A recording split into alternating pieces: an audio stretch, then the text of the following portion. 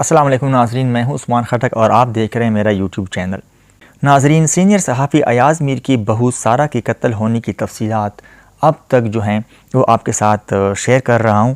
Senior صحافی ایاز میر صاحب کا ایک فارم ہاؤس جو کہ چک شہزاد اسلام آباد میں ہے، اس فارم ہاؤس میں اس کی بیوی رہتی ہے، ساتھ اس کا بیٹا شاہ نواز رہتا ہے۔ ایاز میر صاحب خود اس فارم ہاؤس میں یعنی اس بیوی کے ساتھ نہیں رہتے، وہ کہیں اور رہتے ہیں، یہاں پر صرف اس کی بیوی اور اس کا بیٹا رہتے ہیں۔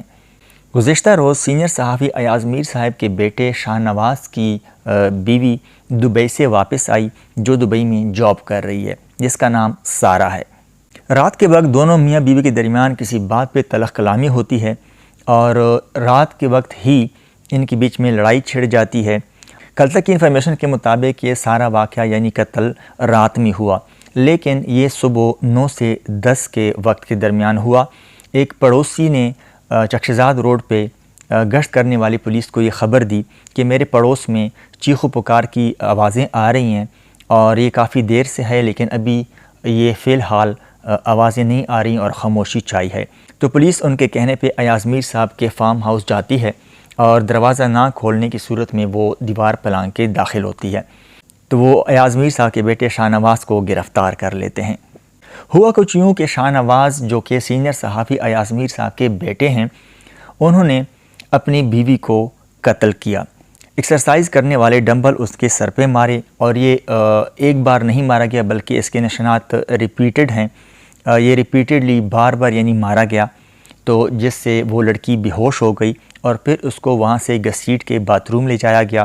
وہاں پر باتھ روم کے ٹب میں ڈال کے انہوں نے پانی ڈالا اور پھر اس پانی میں ڈبو کے مارا۔ ایک دن پہلے یہ لڑکی دبئی سے واپس آئی تھی اور ایک نئی کار بھی خریدی تھی، وہ یہاں پہ رہنے آئی تھی۔ چکوال کے رہنے والی سارہ جو کہ کینیڈین نیشنل بھی تھی، اس کی فیملی کینیڈا میں سیٹل ہے اور اب ان کو بھی اس خبر کا پتہ چل گیا ہے، اب وہ بھی ان سے رابطے میں ہے۔ وہ آ کے اس پورے کیس کے خلاف کیا کارروائی کرتے ہیں وہ ہم وقت کے ساتھ آپ کو اپڈیٹ کرتے رہیں گے۔ 3 مہینے پہلے یہ شادی ہوئی تھی شاہ نواز کی اس لڑکی کے ساتھ اور یہ شاہ نواز کی تیسری شادی ہے۔ جب پولیس اس فارم ہاؤس میں داخل ہوئی تو شاہ نواز کے ہاتھ زخمی حالت میں تھے اور اس کے ہاتھوں پہ خون بھی لگا ہوا تھا، ساتھ ہی ایک صوفہ بھی خون آلود تھا اور شاہ نواز یہ خون صاف کر رہا تھا، فرش بھی دھو رہا تھا۔ جب پولیس باتھ روم میں گئی تو لڑکی کو برہنہ حالت میں دیکھا گیا۔